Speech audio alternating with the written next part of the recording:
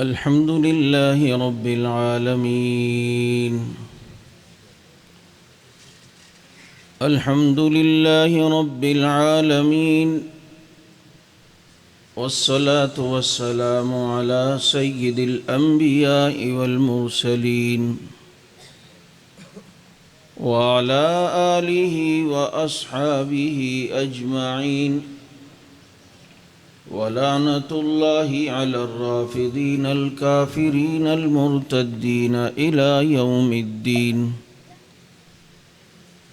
أما بعد، فأعوذ بالله من الشيطان الرجيم. بسم الله الرحمن الرحيم.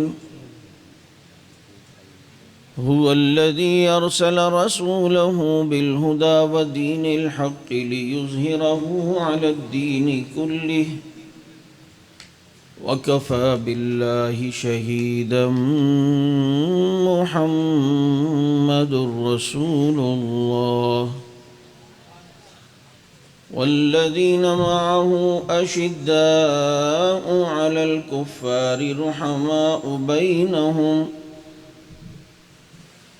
تراهم ركعا سجدا يبتغون فضلا من الله ورضوانا. صدق الله مولانا العظيم، ونحن على ذلك لمن الشاهدين والشاكرين، والحمد لله رب العالمين. يا رب صل وسلم دائما أبدا على حبيبك خير الخلق كلهم.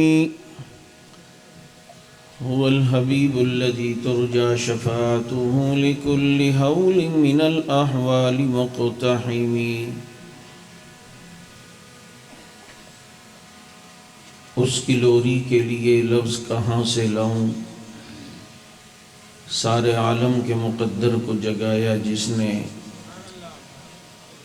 اور جس کے جھولے پہ ملائک نے ترانے چھیڑے، اور کیسر و کسرا کی منڈیروں کو ہلایا جس نے، اور جسے صدیق کی صداقت کا اعتراف نہیں، وہ لاکھ سجدے کرے یہ گناہ معاف نہیں۔ دلوں میں بغض ابو بکر اور بدن پر حج کا لباس، یہ تیرے نصیب کے چکر ہیں طواف نہیں۔ مجھ میں اور تیرے دشمن میں یہ فرق ہے اے عمر، میں تیرے نام پہ مرتا ہوں، وہ تیرے نام سے مرتا ہے۔ اور پھول ماریں گے نہ کلی ماریں گے، امام ماریں گے نہ ولی ماریں گے، ہو جس کے دل میں بغض اصحاب رسول کا، عمر کے درے سے اسے علی ماریں گے۔ اور یہ سچ ہے کہ خطرہ اغیار بہت ہے، پر کیا کریں صحابہ سے پیار بہت ہے۔ اس لیے کہ صحابہ کے کھاتے لگ گیا جس کا خون، لا خوف علیہم ولا هم یحزنون۔ درود پاک۔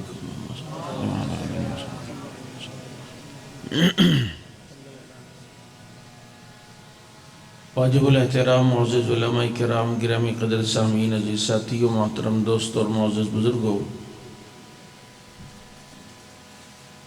آج کا یہ پروگرام پیغمبر انقلاب کے نام سے معنون ہے، اور جب یہ عنوان سامنے آتا ہے تو ایک ہی پیغمبر ذہن میں آتے ہیں کہ جن کا انقلاب پورے عالم کے لیے تھا،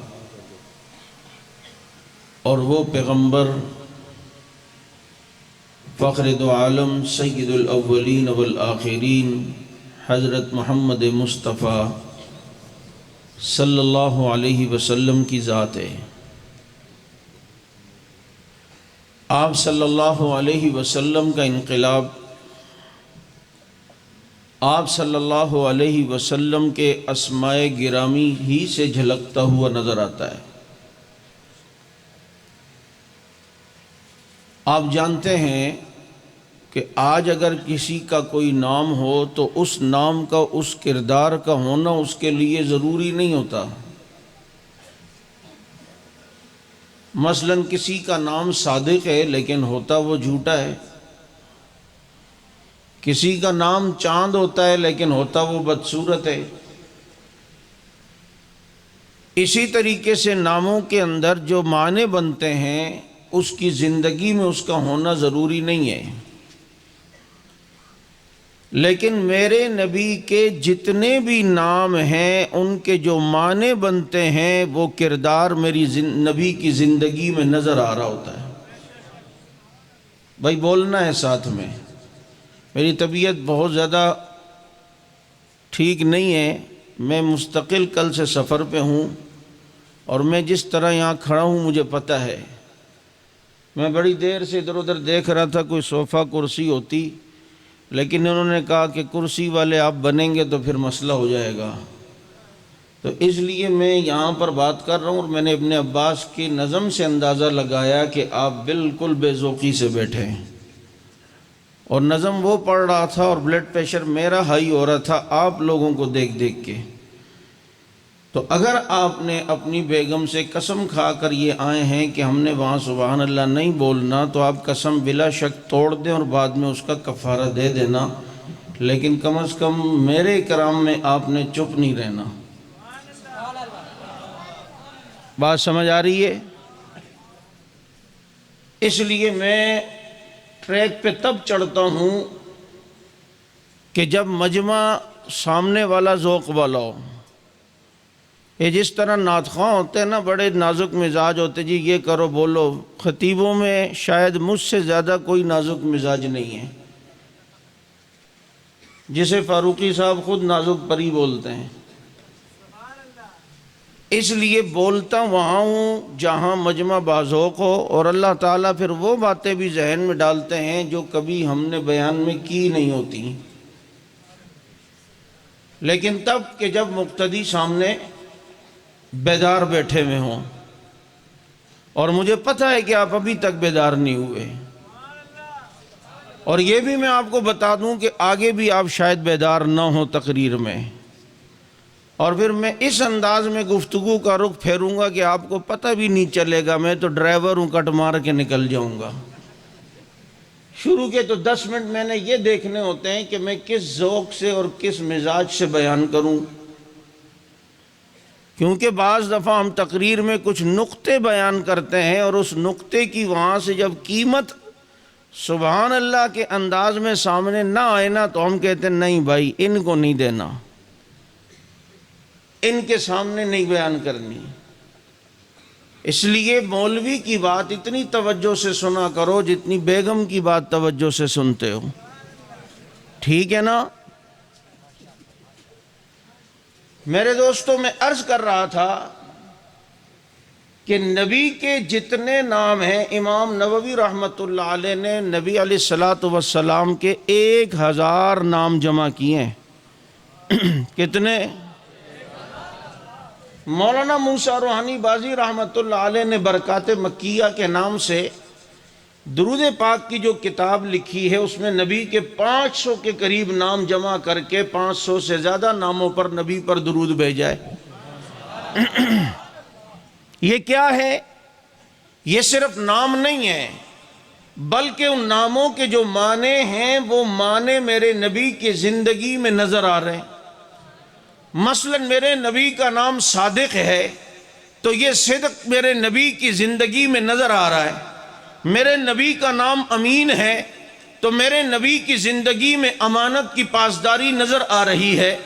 میرے نبی کا ایک نام احمد ہے، احمد کے معنی ہوتے ہیں جو سب سے زیادہ اللہ کی تعریف بیان کرے، تو ہم دیکھتے ہیں کہ رب کی سب سے زیادہ تعریفیں کرنے والا وہ میرا نبی ہے، کہ جس نے ہر جگہ اللہ کی حمد بیان کرنا سکھائی۔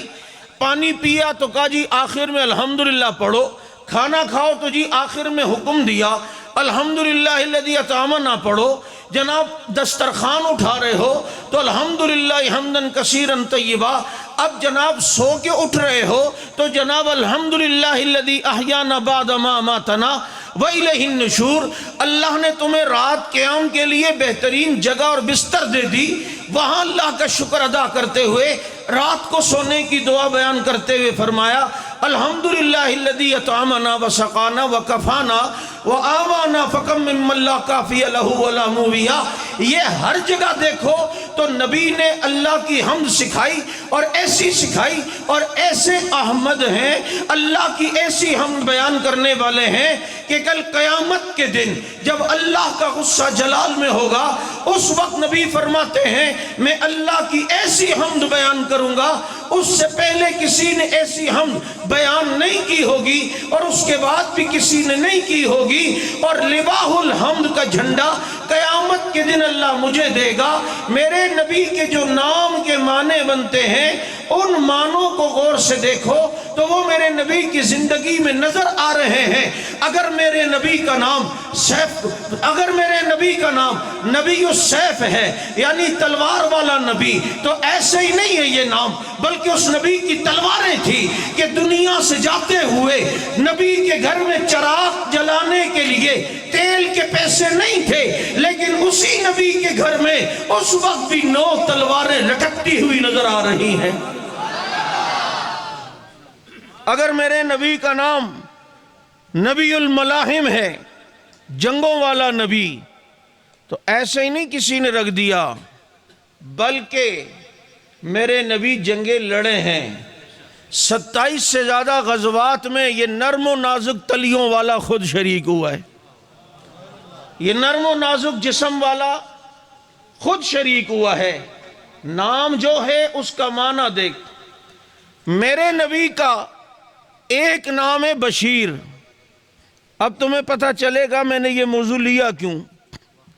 نبی کا ایک نام ہے بشیر یا مبشر، خوشخبری سنانے والا، جنت کی خوشخبری، بولو جنت کی خوشخبریاں سنانے والا۔ اور بھائی یہ نام صرف ایسے ہی تھوڑی ہے، کسی کو جنت کی خوشخبریاں سنائی ہیں تو جبھی تو بشیر بنے نا۔ نہیں سمجھے کہاں میں جا رہا ہوں ابھی؟ بابا امام تو وہی بنتا ہے نا کہ پیچھے مقتدی ہوں۔ اب جب پیچھے مقتدی ہی نہ ہو تو اکیلے آدمی کو امام کہو گے؟ استاد تو تبھی بنے گا نا کہ جب سامنے شاگرد ہوں۔ ایک آدمی خالی جگہ پہ بیٹھا ہوا پڑھا رہا ہے، اسے استاد تھوڑی کہیں گے، سامنے شاگرد ہوں گے جبھی تو استاد بنتا ہے، پیچھے مقتدی ہوں گے جبھی تو جناب امام بنتا ہے۔ تو بھائی کسی کو خوشخبری سنائی ہے جبھی تو بشیر بنے ہیں، کسی کو خوشخبریاں سنائی ہیں جبھی تو بشیر بنے ہیں۔ ہاں سنائی ہے، کبھی کسی کو خوشخبری دیتے ہوئے فرمایا او بلال تو چلتا یہاں ہے، آواز تیری قدموں کی جنت کی گلیوں میں آتی ہے۔ او عمر میں نے تیرے گھر کو جنت میں تیرا گھر محل کی صورت میں دیکھا، علی تیرا گھر میرے گھر کے سامنے ہوگا۔ یہ خوشخبریاں سنا رہے ہیں کہ نعمان تیری آواز میں اللہ اہل جنت کو قرآن سنا رہا ہوتا ہے، نعمان تیری آواز میں اہل جنت قرآن سن رہے ہوتے ہیں۔ ابو بکر فی الجنہ، عمر فی الجنہ، عثمان فی الجنہ، علی فی الجنہ، طلحہ فی الجنہ، زبیر فی الجنہ، سعد فی الجنہ، سعید فی الجنہ، عبد الرحمن فی الجنہ، ان سب کے نام لے کر جنت کی خوشخبری سنائی ہے۔ اور پھر ایک جگہ تو قرآن کے ذریعے کہہ دیا اولئک هم الوارثون، او میرے یارو تم جنت کے وارث ہو۔ خوشخبریاں سنائی ہے جبھی تو بشیر بنے ہیں، اور جنہیں خوشخبریاں سنائی ہے انہی کو دنیا صحابہ کہتی ہے۔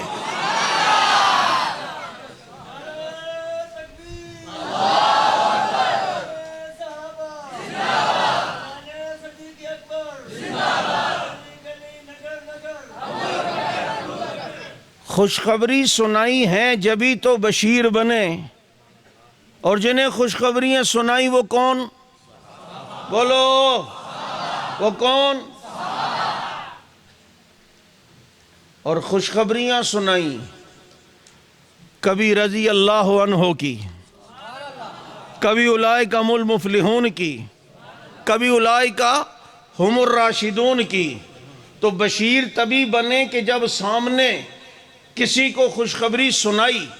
دیکھو میرے نبی کے انقلاب کو حضرت ابراہیم علیہ السلام نے بیت اللہ بنایا اور بنا کر دعا کی کہ ربنا وبعث فیہم رسولا منہم یتلو علیہم آیاتک ویعلمہم الکتاب والحکمت ویزکیہم، اللہ اس مکے میں ایسا نبی بھیج دے جو تیری کتاب کا علم سکھائے لوگوں کو، جو حکمت کی باتیں سکھائے، وَيُزَكِّيهِمْ، اور ان کا تزکیہ کرے، یعنی ان کے دلوں کو صاف کرے، دلوں کی ساری بیماریوں کو صاف کرے۔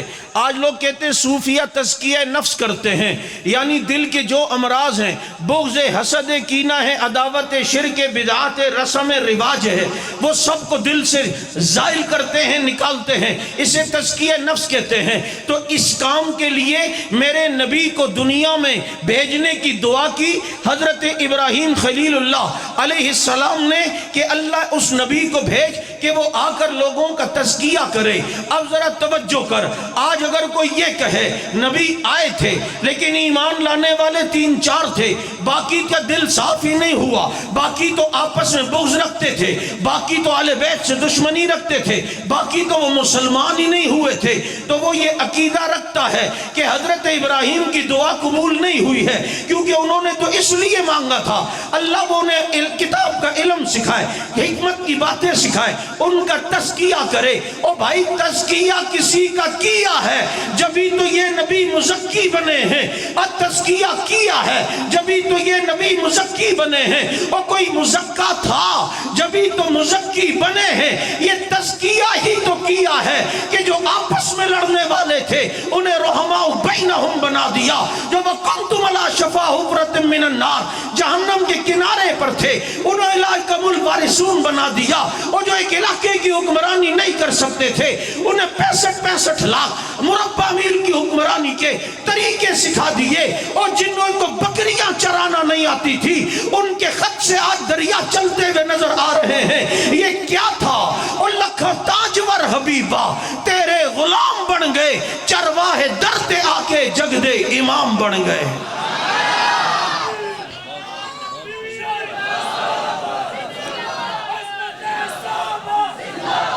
بھائی کسی کا تزکیہ کیا ہے، دل صاف ہوئے، اور ایسے صاف کیے سامنے صحابہ کے دل کہ رب نے کہا حبب الیکم الایمان، ایمان ان کے دلوں میں اللہ نے محبوب کر کے ڈال دیا ہے، کیونکہ نگاہ مصطفیٰ پڑی ہے، نگاہ نبی کا انقلاب ہے۔ اور وَكَرَّهَ إِلَيْكُمُ الْكُفْرَ وَالْفُسُوقَ وَالْعِصْيَانَ، اللہ کہتے ہیں میں نے کفر کو اور معصیت کو ان کے دلوں میں طبعاً ان کی نفرت ڈال دی، جیسے تم غلاظت میں ہاتھ ڈالنا طبعاً برا سمجھتے ہو۔ صحابہ کا کہا کہ یہ گناہوں کو دل سے اسی طرح برا سمجھتے ہیں، گناہ کو اسی طرح نحوست والا سمجھتے ہیں، اسی طرح گناہ کو نجس سمجھتے ہیں۔ یہ دل کس نے ان کے اس طرف پھیرے ہیں؟ او بھائی دل کی صفائی کس نے کی ہے؟ یہی تو وہ مزکی تھے، تو سامنے صحابہ مزکا تھے، جبھی تو محمد الرسول اللہ کو مزکی کہا جاتا ہے۔ ایک کہنے لگا واقعی نبی نے دل صاف کیے ہیں، لیکن اس سے مراد علی، فاطمہ، حسن، حسین ہے۔ میں نے کہا وہ تو ہیں، لیکن میرے عقیدے کے مطابق، تیرے عقیدے کے مطابق نہیں، میرے عقیدے کے مطابق، تیرے عقیدے کے مطابق۔ میں کہتا ہوں یہ تو صحابہ میں یہ بھی شامل ہے، ان کے بھی دل صاف ہوئے، لیکن تو کہتا ہے جی اس سے مراد یہ 4 ہیں۔ میں کہتا ہوں میرے عقیدے کے مطابق، تیرے نہیں۔ توجہ، کہتا ہے کیسے؟ میں کہا تیرے یہاں یہ 4 معصوم ہیں، تو معصوم تو پیدائشی ہی معصوم ہوتا ہے، اس کا تو پہلے سے تزکیہ ہوتا ہے۔ جس کا تزکیہ پہلے سے ہو، بتا پھر اس کا تزکیے کا کیا معنی؟ یہ تو تحصیل حاصل ہے، تو اور تحصیل حاصل باطل ہوا کرتا ہے۔ جو چیز پہلے سے حاصل ہو اسے حاصل کرنا، یا مان کے تزکیہ ان کا ہوا ہے یا عقیدہ معصومیت کو چھوڑنا پڑے گا، یا پھر بتانا پڑے گا یہ معصوم نہیں۔ بھائی جب پہلے سے تزکیہ ہے تیرے یہاں، تو امام یہ 4 معصوم عن الخطا ہیں۔ جب معصوم ہیں تو تزکیہ تو پہلے سے ہے، تو پھر ان کا تزکیہ کیا تو یہ کون سا کمال ہو گیا؟ جس کا پہلے سے دل صاف تھا اس کا دل صاف کیا، یہ کہاں سے کمال ہو گیا؟ میں نے کہا نہیں، جو شرک میں پڑے تھے ان کے دلوں کو صاف کیا ہے، جو بغض میں پڑے تھے انہیں رحماء بینہم بنایا ہے، اور جن کی دلوں میں بیماریاں تھی ان کے دلوں کو صاف کیا ہے نبی نے۔ اور جب نگاہ پڑی ایسے صاف ہوئے کہ کہنے والے کو کہنا پڑا کہ کس نے ذروں کو ملایا صحرا کر دیا، کس نے قطروں کو ملایا دریا کر دیا، کسی حکمت نے کیا یتیموں کو در یتیم اور غلاموں کو زمانے بھر کا مولا کر دیا، خود نہ تھے جو راہ پہ اوروں کے ہاتھی بن گئے، کیا نظر تھی جس نے مردوں کو مسیحا کر دیا۔ اس لیے یاد رکھو یہ نبی کی نگاہ پڑی ہے۔ آج صوفیہ تزکیہ کروانے کے لیے ذکر بالجہر بھی کرواتے ہیں نا، کہتے ہیں جی پڑھو اللہ اللہ اللہ اللہ۔ پیر صاحب کیوں؟ کہتے ہیں اللہ اللہ کی ضرب لگتی ہے دل صاف ہو جاتا ہے۔ میں کہا نبی نے صحابہ کو ضربیں کیوں نہیں لگائیں حضرت؟ پیر صاحب کہتے ہو بولے صحابہ کو ضربوں کی ضرورت ہی کیا تھی، نگاہ مصطفیٰ پڑتی تھی دل صاف ہو جایا کرتا تھا۔ یہ ضربوں کی ضرورت تو مجھے جن پر براہ راست نبی کی نگاہ پڑتی ہو، اور تمہیں پتہ ہے نبی کی نگاہ میں انقلاب کتنا، ادھر اٹھے تو چاند کے ٹکڑے کر دے، ادھر دیکھے تو گڑا ہوا درخت بھی زمین پھاڑتا ہوا نبی کے قدموں میں آ جائے، ادھر ابو جہل کی مٹھی پر پڑے تو اس کے ہاتھ کے کنکر بھی محمد کا کلمہ پڑھنے لگ جائیں، اور ادھر گو جانور کو دیکھے تو وہ بھی نبی کا کلمہ پڑھنے لگ جائیں۔ نگاہ نبی میں وہ تاثیر دیکھی، بدلتی ہزاروں کی تقدیر دیکھی۔ سنو، میں کئی جگہ یہ بات کہا کرتا ہوں، ہم جب پیغمبر انقلاب کی بات کرتے ہیں کہ پیغمبر انقلاب تو نبی انقلابی نبی ہیں، تو سوال ایک بنتا ہے بھائی وہ انقلاب کیا تھا جو نبی نے برپا کیا جس کی وجہ سے ہم انہیں پیغمبر انقلاب کہتے ہیں؟ توجہ، پھر تمہیں سیرت صحابہ سمجھ میں آئے گی۔ جو صحابہ کو نہیں مانتا وہ پیغمبر کو پیغمبر انقلاب مان سکتا ہی نہیں ہے، کیونکہ جب ہم کہتے ہیں ہمارے نبی انقلابی نبی ہیں، وہ پیغمبر انقلاب ہیں، تو وہ کیا انقلاب تھا؟ کیا نبی نے اونچی بلڈنگیں بنوا دی تھی؟ کیا نبی نے بہترین سڑکیں بنوا دی تھی؟ کیا نبی نے گلیاں پکی کروا دی تھی؟ کیا نبی نے جناب نہریں کھدوا دی تھی؟ کیا انقلاب تھا؟ انقلاب یہ تھا کہ سوئی ہوئی قوم کو جگایا ہے، جو قوم بیٹھی تھی اسے اٹھایا ہے، اور جو شرک میں تھی انہیں موحد بنایا ہے، جو ایک علاقے کی حکمرانی نہیں کر سکتے تھے انہیں دنیا کا حکمران بنایا ہے، اور جو تھوک پھینک کے چاٹتے تھے آج انہیں عالم بنایا ہے، اور جن کے گھر والے نہیں مانتے تھے آج وہ درندوں کو حکم کریں تو وہ بھی جنگل کو خالی کرتے ہیں۔ ایسی آذان والی جماعت کو بنایا ہے۔ جب ہم کہتے ہیں ہمارا نبی انقلابی نبی ہے تو پیغمبر انقلاب کی عملی تصویر، عملی صورت، عملی جسم کسی نے دیکھنا ہو اسی کو دنیا صحابہ کہتی ہے۔ بھائی یہی انقلاب ہے نا نبی کا؟ نہیں سمجھ آئی کہ دنیا کے دل تبدیل کیے، کوئی اونچی بلڈنگیں تھوڑی بنا دیں، ہاں وہ الگ بات ہے، وہ الگ بات ہے کہ نگاہ نبی کی برکت سے جو آئے نبی کے دامن میں، اللہ نے انہیں ترقیاں پھر خود ہی دیں۔ ترقیاں میں کہا کرتا ہوں، آج ان مولوی طبقے، دیندار طبقے کو لوگ حقیر سمجھتے ہیں اور کہتے ہیں یار دنیا چاند پہ پہنچ گئی اور مولوی کو دیکھو۔ تو آج چاند پہ پہنچا ہے، میں جس نبی کا کلمہ پڑھتا ہوں وہ چاند سے بہت پہلے عرش پہ پہنچا ہے۔ تو چاند پہ پہنچا ہے نا، میرے نبی نے مجھے سجدہ کروایا ہے رب کے سامنے، ہم سجدہ کر کے عرش پہ پہنچے ہوئے ہوتے ہیں۔ ترقیاں آج جس کو تو کہتا ہے، یہ ترقیاں تو نبی کے صحابہ نے اپنے پاؤں کی تلیوں سے روندی ہیں. کہاں ہو؟ کہتے دیکھو سائنس نے کتنی ترقی کر لی، نہ تار نہ انتظار، یہاں سے بیٹھو اور بات کرو اور موبائل پہ بات ہو رہی ہے. میں کہا 9-10 محرم کو بات کر کے دکھا نا تار انتظار کے بچے. کہتے ہیں دیکھو جی براہ راست یہاں سے میچ ہم لندن میں کھیلے جانے والا دیکھتے ہیں، کتنی ترقی ہے. میں کہا یہی ترقی ہے؟ اگر یہ ترقی ہے تو اس کی جھلک نبی کے غلام عمر میں دکھاتا ہوں. بیٹھے ہوئے مسجد نبوی کے منبر پہ ہے، اللہ نے سارے پردے ہٹا کے شام میں لڑنے والا ساریہ دکھایا بھی، اور یا ساریۃ الجبل کہتے ہیں مدینے سے عمر کی آواز کو بغیر اور تار کے انتظار کے پہنچایا بھی ہے. اس ترقی کا مقابلہ کر سکتے ہو؟ بولو. ترقی تو آج جہاز بنا کے ترقی کر رہا ہے، وہاں دیکھ حضرت سلیمان کا تخت بغیر ایندھن کے چلتے ہوئے نظر آ رہا ہے. یہ دیکھ تو آج کہتا ہے جی ترقی کر لی. کس نے؟ میں کہا کرتا ہوں، ایک نے کہا کہ چائنا نے یہاں ترقی کتنی کی ہے، پل بنایا ہے سمندر پہ 100 کلومیٹر لمبا. 100 کلومیٹر لمبا پل سمندر پہ. بھائی یار گاڑی چل رہی ہوتی، یقین کرو نیچے پانی اوپر گاڑی.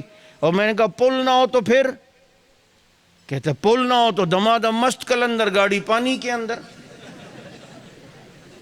تو میں نے کہا پھر یہ کون سی ترقی ہے، پل ہٹا کے ذرا گاڑی چلا کے دکھانا. کہتا ہے مولوی صاحب ایسی ترقی بھی کبھی ہوئی ہے کہ بغیر پل کے گاڑی چلے؟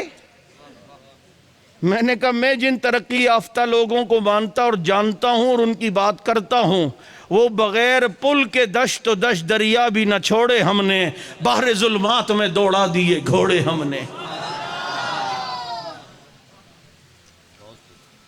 آ رہے ہیں اور دیکھا سامنے سمندریا. امیر صاحب سے پوچھا، امیر صاحب مخ کے عبود وسکوما کیس خبر انشتزا وہ کزا؟ کہا یہ کس کی خشکی؟ اللہ کی. سمندر کس کا؟ اللہ کا. تو جو یہاں چلواتا ہے وہ وہاں بھی چلائے گا. اور اس موقع پہ میں اکثر کہتا ہوں صحابہ نے گھوڑے بھگائے اور وہ چلے اور دریا پہ چلے چلے چلے. میں نے تصورات میں جا کے دریا سے پوچھا تجھ میں بڑی گہرائی ہے، بڑی گہرائی بھی ہے گہرائی بھی ہے، جو آتا ہے ڈبو دیتا ہے. مجھے کہتا ہے دریا حنفی صاحب اگر بغیر تیرا کی سیکھے آئے تو تجھے بھی نہیں چھوڑوں گا، بڑی گہرائی رکھتا ہوں، جو آتا ہے ڈبو دیتا ہوں. میں نے کہا جو آتا ہے ڈبوتا ہے؟ کہتا ہے ہاں. میں نے کہا بتا انہیں کیوں نہیں ڈبویا تھا؟ کنہیں؟ مجھے دریا کہتا ہے حنفی صاحب میری گہرائی کو دیکھ رہے ہو اور اصحابی کا نجوم ان ستاروں کی بلندی کو نہیں دیکھ رہے جنہیں آسمان کے ستارے کا اتنی بلندی کو تھوڑی ڈبوتا ہوں. میں نے کہا صحابہ کے گھوڑوں کے پاؤں کے کھر کیوں ڈبوئے تھے آدھا 1 انچ؟ تو دریا کہتا ہے انبی صاحب ڈبونے کے لیے تھوڑی، اصل میں اللہ نے صحابہ کے گھوڑوں کی قسمیں قرآن میں کھائی ہیں نا، بَالْعَادِيَاتِ ضَبْحًا فَالْمُورِيَاتِ قَدْحًا. صحابہ کے گھوڑوں کے پاؤں چومنے کے لیے کیا تھا، اور چومتے ہوئے تری لگی جاتی ہے. اس لیے ان کے گھوڑوں کے پاؤں کے کھر آدھا 1 انچ گیلے ہوئے، یہ ڈبونے کے لیے نہیں. اور یہ ڈوبے بھی کیسے کہ کشتیاں اپنی ساحل پہ لگائے ہوئے ہیں، کیا وہ ڈوبے جو محمد کے ترائے ہوئے ہیں؟ صحابہ تو صحابہ تھے نا. گھوڑے دیکھو، گھوڑے پہ بیٹھ کے گھوڑا بھگائیں. اللہ کو صحابہ کے گھوڑے اتنے اچھے لگے کہ اللہ نے صحابہ کے گھوڑوں کی قسمیں کھائیں اور گھوڑوں پہ بیٹھ کے گھوڑے بھگاتے ہیں. میں کہا کرتا ہوں پتہ چلتا ہے اللہ کو وہی گھوڑا اچھا لگتا ہے جس پر بیٹھا جائے، جس پر، کیونکہ وضع شیء فی محلہ فہو ادب. شے کو اپنے محل پہ رکھنا کیا ہے؟ ادب ہے. بھائی ٹوپی کہاں رکھی جاتی ہے؟ چپل. اب گھوڑا اللہ نے کیوں بنایا؟ فرمایا والخیل والبغال والحمیر لترکبوها. میں نے گدھا خچر اور گھوڑے اس لیے بنائے کہ اس پر بیٹھو سواری کرو. گھوڑا وہی اچھا لگتا ہے جسے اپنے پر نہ بٹھایا جائے. میں ایک بات کر رہا ہوں، لیکن میں نے کسی کو دیکھا کہ وہ بیٹھتا نہیں ہے، ساتھ چل رہا ہوتا ہے، گھوڑے کے اوپر سوار نظر نہیں آتا. میں نے کہا نظر کیوں نہیں آتا؟ تو مجھے کسی نے کہا کہ پتہ ہے کیوں نہیں آتا؟ میں کہا ہاں، کہتے بدر کے اندر نا عبد الرحمن رضی اللہ تعالیٰ عنہ تھے، وہ دیکھتے ہیں ہر صحابی کے ساتھ کوئی زبردست نوجوان ہے، اور ان کے ساتھ ادھر معاذ تھا ادھر معاوض ہے. کہتے ہیں میں نے کہا میرے پاس تو دونوں چھوٹے بچے ہیں، دشمن نے حملہ کیا تو سپورٹ کے لیے دونوں تو ابھی چھوٹے قد کے ہیں. اتنے میں ایک بچہ بول اٹھا، چچا ابو جہل کون ہے؟ میں کہا کیوں خیریت؟ کہا چھوڑیں گے نہیں اس کو آج. کہا بیٹا تمہارے تو قد بہت چھوٹے ہیں، تم تو چھوٹے قد والے، تم کیا کرو گے؟ کہا چچا کبھی کبھی چھوٹے قد والے وہ کام کر جاتے ہیں کہ بڑے بڑے قد والے دیکھتے رہ جاتے ہیں. نہیں سمجھ آئی؟ اسی لیے میں نے کہا نا تم بے ذوق ہو، ورنہ اس مجمع سے ایک نعرہ لگنا چاہیے تھا، تیری آواز میری آواز. اب نہیں لگانا مجھے تپانے کے لیے. ذوق والے جو ہوتے ہیں وہ موقع کی مناسبت سے ایک نعرہ، ایک چٹکلا، ایک بات کا آدمی کو سمجھ آتی ہے یار گل پلے پہ رہی ہے. دل تو میرا چاہتا ہے میں اس عنوان کو یہیں سے اب گیر لگاؤں اور پھر بیک آ جاؤں. کبھی کبھی چھوٹے قد والے وہ کام کرتے ہیں جو بڑے بڑے قد والے. بڑی جلدی یاد آیا.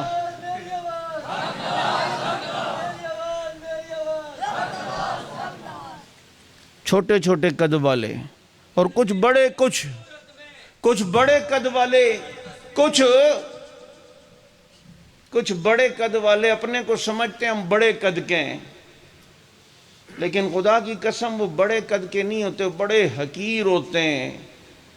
اور جب عروۃ الوثقی میں جاتے ہیں تو اور زیادہ چونٹی سے بھی حقیر ہو جاتے ہیں. نہیں سمجھ آئی؟ آج کل ایک چورن بک رہا ہے نا، وحدت کا چورن، اتحاد امت کا. اور چورن بیچ وہ رہا ہے جو چورن کے اندر زہر ملا کے دے رہا ہے. چورن کے اندر وہ ایک بڈھا سفید ٹوپی پہن کے بھی پتر تو ہمیں دھوکہ نہیں دے سکتا، تیرے کپڑے سفید ہوں، ٹوپی سفید بلے ہوں، ہمیں حق نواز وہ سرما دے کے گیا ہے جس کو لگا کے ہم دیکھ لیتے ہیں کہ کپڑے سفید ہیں لیکن دل کالا ہے.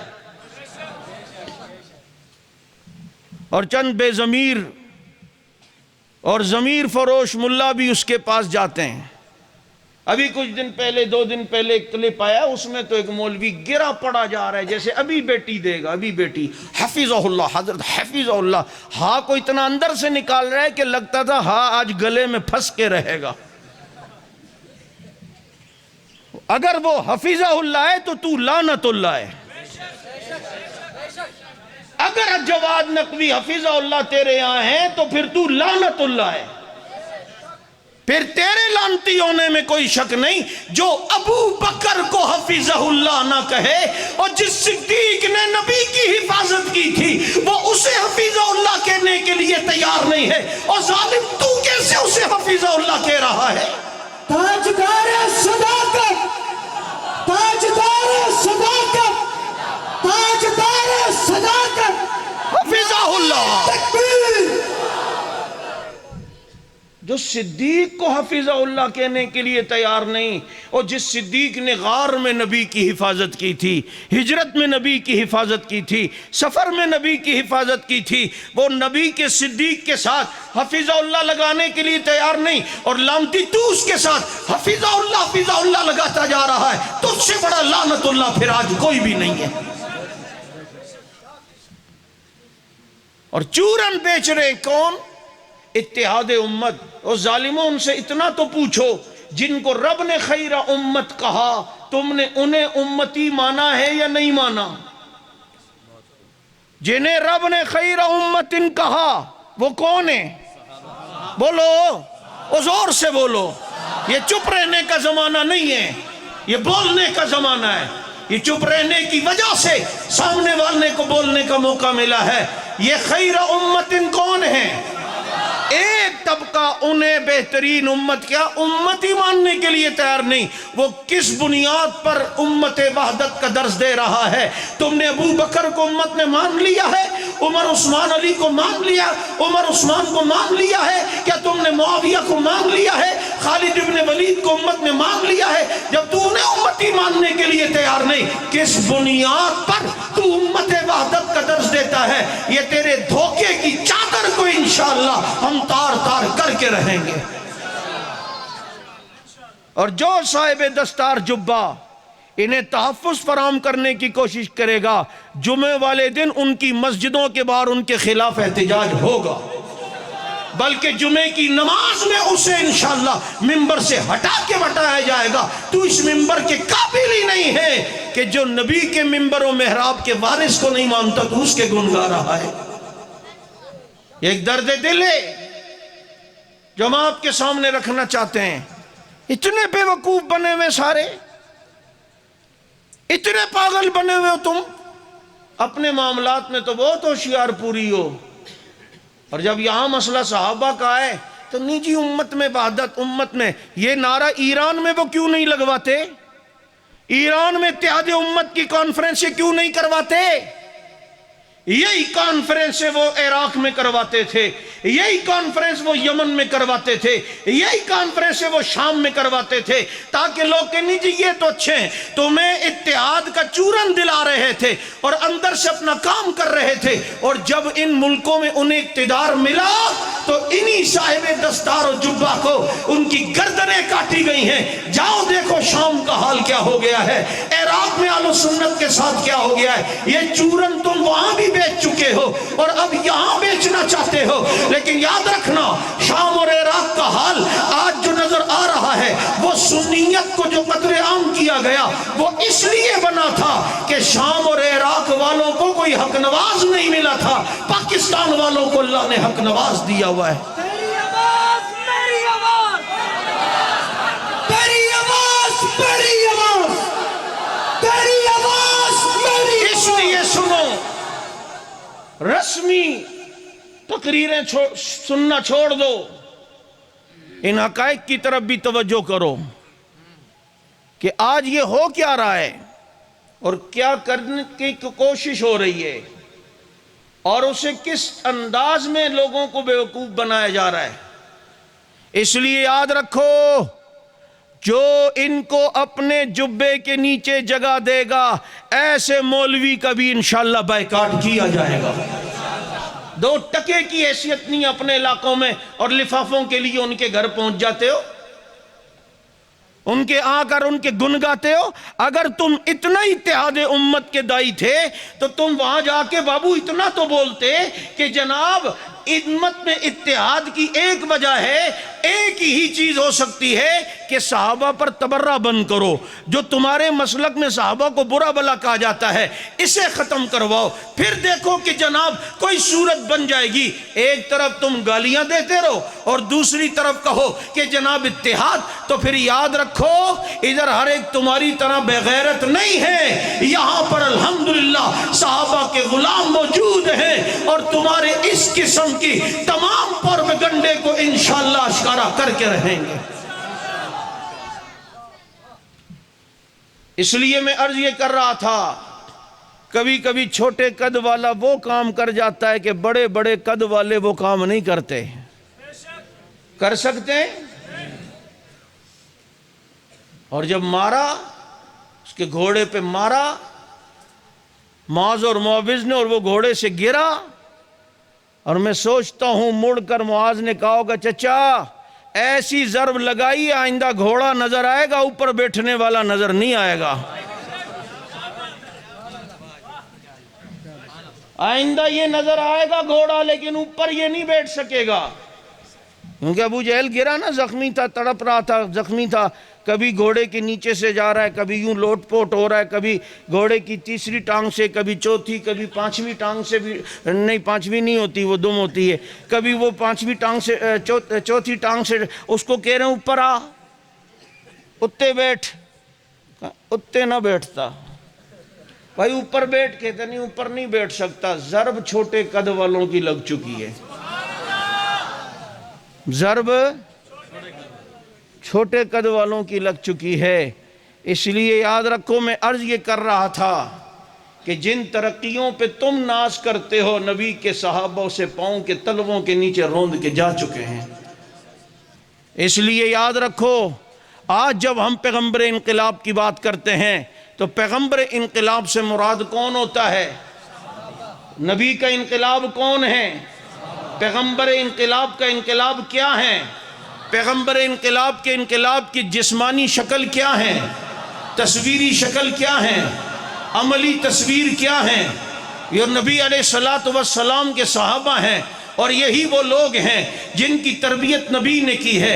آج ہم صحابہ کی شان کیوں بیان کرتے ہیں اور دنیا کو بتاتے، یہ بھی سیرت کا ایک پہلو ہے۔ سمجھو، ہم صحابہ کی شان بیان کر کے بتاتے ہیں کہ شاگردوں کا یہ مقام ہے تو استاد کا کیا مقام ہوگا۔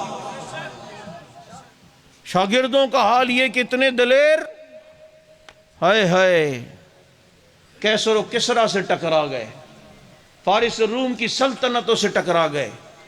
جب ایک ہی وقت میں کئی محاذوں پر صدیق اکبر رضی اللہ عنہ کا دور چل رہا تھا، تو اس وقت مسنا نام کے ایک تابعی آئے اور ابو بکر صدیق سے فرمایا، روم کے علاقوں کے قریب جو ہمارے مسلمان آبادی ہے، رومی فوج آتی ہے، ہماری عورتوں کو اٹھا کے لے جاتی ہے، بھائی لوگ کہیں ایسا نہ ہو ڈر کے اسلام نہ چھوڑ دیں، آپ رومیوں کے خلاف بھی لشکر کشی کریں۔ حضرت صدیق نے کہا، مسنا، ابھی ہم اتنے محاذوں پر ہیں، نبی کی جدائی بھی ہوئی ہے، ایک وقت میں اتنے محاذوں کے ساتھ روم اس وقت کی سپر طاقت کہلاتی تھی، ان کے خلاف ابھی لشکر کشی۔ لیکن مسنا نے ایسے فصیح و بلیغ خطبہ دیا کہ حضرت صدیق نے کہا، چلو ٹھیک ہے، میں خالد کو بلاتا ہوں اور بلا کر ان سے مشورہ کروں گا۔ چنانچہ محاذ سے خط لکھ کر حضرت خالد کو بلایا اور کہا، خالد یہ مسئلہ ہے، مسنا آئے ہیں اور وہ کہتے رومیوں کے خلاف بھی لڑائی لڑو۔ حضرت خالد نے کہا، رومی لڑتے کیسے ہیں؟ کہا جی رومی ایسے لڑتے ہیں کہ پورا لوہے میں غرق ہو کے آتے ہیں، ان کے سروں پر لوہے کی ٹوپی ہوتی ہے، پاؤں کے اوپر لوہے کے پیڑ ہوتے ہیں، جسم پر لوہے کی زرہ ہوتی ہے، ان کی صرف آنکھیں نظر آ رہی ہوتی ہیں۔ اب ذرا دیکھو، ابو بکر صدیق رضی اللہ عنہ حضرت خالد کو دیکھ رہے ہیں کہ ابھی خالد کیا جواب دے گا، کہ حضرت بعد میں ان سے بات کریں گے، بعد میں ان سے لڑائی لڑیں گے۔ ابھی ابو بکر انہیں دیکھ رہے ہیں، کہا خالد اب تمہارا کیا ارادہ ہے؟ حضرت خالد نے کہا لڑیں گے۔ کہا لڑیں گے؟ کیا سوچ کر تم نے فیصلہ کیا؟ سن اب پیغمبر کے صحابی کا جواب، نبی کی تربیت کا جواب سن۔ کہا جب وہ پورا لوہے میں غرق ہو کے آتے ہیں تو اب تم نے کیا سوچ کے فیصلہ کیا کہ ان سے لڑائی لڑنی ہے؟ حضرت خالد نے فرمایا، حضرت میں یہ سمجھا ہوں کہ جو قوم لوہے میں غرق ہو کر آتی ہے، اس کا مطلب ہے وہ موت سے بہت ڈرتی ہے، اور جو موت سے ڈرتا ہو وہ محمد کے صحابہ کا مقابلہ نہیں کر سکتا ہے۔ ہم تو موت کو اتنا محبوب رکھتے ہیں جتنا یہ شراب کو بھی محبوب نہیں رکھتے۔ یہ ہیں پیغمبر کے ساتھی، یہ ہیں پیغمبر کے جانثار، یہ ہیں پیغمبر کے وفادار، جنہوں نے کیسر و کسرا کو دن میں تارے دکھائے ہیں۔ یہ ہے پیغمبر کی تربیت، یہ ہے پیغمبر انقلاب کا انقلاب کہ وہ دنیا میں چھائے اور چھا کر 65 لاکھ مربع میل کے قریب خدا کی قسم اسلام کا جھنڈا لہرا کے دکھا کے گئے ہیں۔ نبی خود عجم میں نہیں آئے، نبی عرب میں رہے۔ عجم تک دین پہنچانے والے کون؟ کون؟ کون؟ آج بھی اگر چاہتے ہو کہ دنیا کفر تم سے ڈر کے رہے تو خدا کی قسم نبی کے صحابہ کے اسوہ حسنہ کو اپنانا ہوگا۔ نہیں سمجھ آئی؟ اور بھائی جن لوگوں نے اپنایا، تمہارے پڑوسی ملک افغانستان میں آج دنیا کی طاقتیں ان سے ڈر رہی ہیں یا نہیں؟ 48 ملک آئے تھے، 48 ملک، لیکن وائٹ پگڑی نے وائٹ ہاؤس کو جھکا کے دکھایا، کیونکہ بدر و احد کو جانتے تھے۔ جبھی تو کہتے ہیں کسی سعودی سفیر نے کسی طالب سے کہا تمہارا جھنڈا بھی سفید افغانستان کا، طالبان کا، ہمارا سعودیہ کا بھی، تمہارے جھنڈے میں بھی کلمہ، ہمارے جھنڈے میں بھی، لیکن بھائی خان صاحب ہمارے جھنڈے میں تلوار ہے، تمہارے جھنڈے میں تلوار نہیں۔ تو آگے سے وہ مجاہد جواب کیا دیتا ہے؟ یہی تو بات ہے، تمہاری تلوار جھنڈوں میں آ گئی ہے، ہماری تلوار کندھوں پہ آ گئی ہے۔ اور جن کی تلواریں جھنڈوں کی زینت بنتی ہیں دنیا سے مقابلہ نہیں کر سکتی، اور جن کی تلواریں کندھوں کی زینت بنتی ہیں تو وہ وائٹ ہاؤس کو بھی دن میں تارے دکھا کے دکھاتے ہیں۔ اور ساتھ میں رب نے ہمیں تمہیں بتایا ہے کہ ملا عمر کی فوج کا اتنا روب ہے تو حضرت عمر کی فوج کا کتنا روب ہوگا۔ دیکھو نا آج دنیا کفر ڈر رہا ہے، روس بھی انسان کا بچہ بن کے بیٹھے، امریکہ بھی، سارے۔ یہ تیرا پڑوسی ملک ایران آئے روز کسی نہ کسی ملک سے پنگا لیتا ہے نا، کبھی پاکستان پہ راکٹ میزائل ڈالتا ہے، کبھی پاکستان پہ راکٹ میزائل داغتا ہے۔ اور یاد رکھو جس طرح انڈیا اور اسرائیل پاکستان کا دشمن ہے، ایران بھی اسی طرح پاکستان کا دشمن ہے۔ پاکستان میں جتنی فرقہ واریت کا ذمہ دار ہے وہ ایران ہے۔ سارا گندا مذہبی لٹریچر اس نے یہاں بھیجا۔ چابہار بندرگاہ جو پاکستان کے بارڈر پر ایران کا حصہ ہے، بندرگاہ بنائی، اس کا سارا انتظام اس نے انڈیا کے حوالے کیا، اور جب یہاں سے پاکستان نے ایران کے خلاف احتجاج کیا، سفارتی احتجاج، تو آگے سے جواب کیا دیتا ہے؟ ہم انڈیا کو یہاں لا کر آپس میں آپ دونوں میں بھائی چارہ کروانا چاہتے ہیں کہ ہم یہاں پر چابہار، پاکستان کے بارڈر پر جو ایران کا علاقہ ہے چابہار، ادھر جو بندرگاہ بنائے اس کا سارے انتظامات انڈیا کو دیے۔ ایسا پاکستان کا دشمن کبھی پاکستان پہ راکٹ مارتا ہے، اور ہمارے والے خالی کہتے ہیں نہیں کریں، وہ کہتا اچھا نہیں کریں گے احتجاج۔ آپ کو پتہ ہے نا ابھی جو کابل فتح ہوا تو ایران نے ان سے بھی پنگا لیا، کالی پگڑی والوں سے فائر مار رہے ہیں۔ 2 دن ہو گئے، خان صاحب کہتے ہیں مکھوا خر بچی ہے، تنگ مکھوا دا نسوار ٹائم دے تنگ مکھوا تا خارق تے مڑا۔ لیکن وہ جب باز نہیں آیا، اس نے کہا صبر روکا۔ اب جو چمیلا بھرا ہے نا اور جو لگائی ہیں، انہوں نے کہا تو گولی مارے گا، ہم گولا مارے گا، ہم اینٹ کا جواب پتھر سے دیں گے۔ اور پھر جو لگائیں انہیں پتہ چلا بابا یہ تو کوئی اور قوم ہے، یہ تو کوئی اور قوم ہے۔ فوراً ان کا سفیر کابل میں آ کر ہاتھ جوڑتا ہے، آئندہ ہمارے باپ کی توبہ، آئندہ تم سے پنگا نہیں لیں گے۔ یہ ہوتا ہے ان لوگوں کا اللہ رب العزت کے فضل سے رعب اور دبدبا، جنہوں نے بدر کو یاد رکھا، بدر والوں سے دوستی کی، احد والوں سے عقیدت رکھی، حنین تبوک والوں کے ساتھ ان کی محبتیں تھی، اور جنہوں نے پیغمبر کے ہاتھ میں ہاتھ دے کر بیعت کی تھی کہ نحن الذین بایعوا محمدا علی الجہاد ما بقینا ابدا۔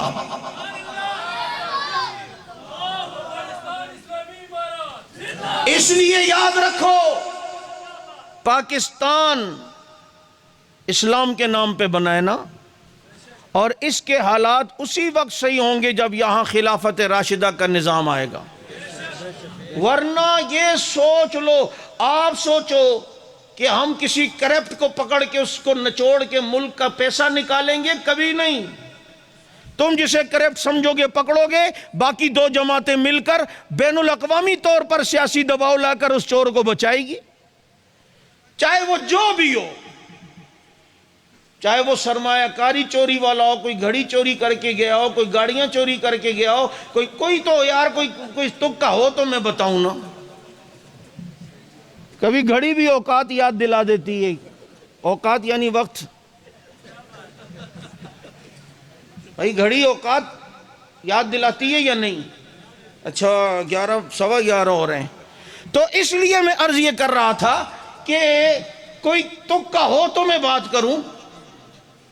تمہارے اس جمہوری نظام میں رہتے ہوئے ملک کے حالات کبھی بھی نہیں ہو سکتے صحیح۔ پڑوسی ملک میں جو اسلام کا نظام آیا ہے، دیکھ لو وہ ملک کتنا ترقی کر رہا ہے۔ تم اپنے ہاں ڈالر دیکھ لو کس قیمت پر ہے، اور ادھر دیکھ لو خان صاحب کے ہاں ڈالر کس قیمت پر ہے، تمہارے ہاں پیٹرول کس قیمت پر ہے اور ادھر کس قیمت پر ہے، کیونکہ وہ کسی اور کے دباؤ پہ فیصلہ نہیں کرتے، وہ فیصلہ کرتے ہیں تو قرآن و سنت کے مطابق فیصلہ کرتے ہیں، جب ہی حالات صحیح ہو سکتے ہیں۔ اس لیے اس ملک کی ترقی کا راز نظام خلافت راشدہ ہے۔ جس خلافت راشدہ کے نظام کے اندر دنیا سکون کی نیند سوتی تھی، اور ایسا مثالی امن کہ دنیا کے ایک کونے سے مدینہ منورہ تک ایک عورت سونے میں لدی ہوئی چلی ہے، عمر کا دور خلافت ہے، مجال ہے کسی نے اس عورت کی طرف آنکھ بھی اٹھا کر دیکھی ہو؟ جب حکمران انصاف پسند اور عادل ہوتا ہے، اس کے اثرات انسانوں تو چھوڑو جانوروں پہ بھی پڑتے ہیں۔ جنگل میں ایک شخص بکریاں چرا رہا ہے، اس وقت ہوا شہر میں آیا اور کہا لوگوں عمر کا انتقال ہو گیا ہے، لگتا ہے عمر دنیا میں نہیں ہے۔ شہر والوں نے کہا تجھے کیسے پتا؟ ہمیں تو اطلاع ابھی تک نہیں، تو جنگل سے آیا ہے۔ اس نے کہا میری بکریاں اور بھیڑیے ساتھ چڑھتے تھے، آج میری بکری کو بھیڑیا اٹھا کے لے کے چلا گیا ہے، میں سمجھ گیا ہوں کہ آج انصاف کرنے والا عمر دنیا میں نہیں رہا۔ جب تحقیق ہوئی تو پتا چلا واقعی حضرت عمر شہید ہو چکے ہیں۔ یہ اثرات جانوروں تک جاتے ہیں، انسانوں پہ تو پڑتے ہی ہیں اچھے حکمران کے اثرات، جانوروں میں بھی انصاف آتا ہے، ان میں بھی رحم دلی آتی ہے۔ اس لیے آئیے پیغمبر انقلاب کا جو انقلاب تھا، اس انقلاب کے نفاذ کے لیے محنت کرنی ہے، اور ان جو لوگوں نے اس دور میں محنت کر کے دین ہم تک پہنچایا ہے، ان کے تحفظ عزت و ناموس کی جنگ لڑنی ہے، اور یہ کہتے ہوئے میدان عمل میں آنا ہے کہ فنا فی اللہ کی تہ میں بقا کا راز مضمر ہے، جسے مرنا نہیں آتا اسے جینا نہیں آتا، وما علینا الا البلاغ۔ سبحانک اللہم بحمدک نشہد ان لا الہ الا اللہ نستغفرک ونتوب الیک۔ اللہم صلی علی محمد النبی الامی وعلی آلہ وسلم تسلیما۔ اے اللہ ہمارے کہنے سننے کو قبول فرما، غلطی کو تہی کو معاف فرما، ان ساتھیوں نے جو تعاون پروگرام میں کیا انہیں جزائے خیر نصیب فرما، اس پروگرام کے بہترین اثرات پوری دنیا میں مرتب فرما۔ ربنا آتنا فی الدنیا حسنہ وفی الآخرۃ حسنہ وقنا عذاب النار۔ مولانا سلیم صاحب کے والد فوت ہوئے ہیں، اللہ ان کی بخشش و مغفرت فرما، دیگر جتنے مسلمان دنیا سے رخصت ہوئے ان کی بخشش و مغفرت فرما، جو مسلمان بیمار ہیں اے اللہ انہیں شفاء کامل عاجلہ نافع عطا فرما۔ صلی اللہ تعالی علی خیر خلقی محمد وعلی آلہ واصحابہ اجمعین۔ السلام علیکم۔ تمام احباب اپنی جگہوں پہ بیٹھ جائیں، انشاءاللہ سب حضرات کے لیے کھانے کا بندوبست کیا ہے، کھانا کھا کے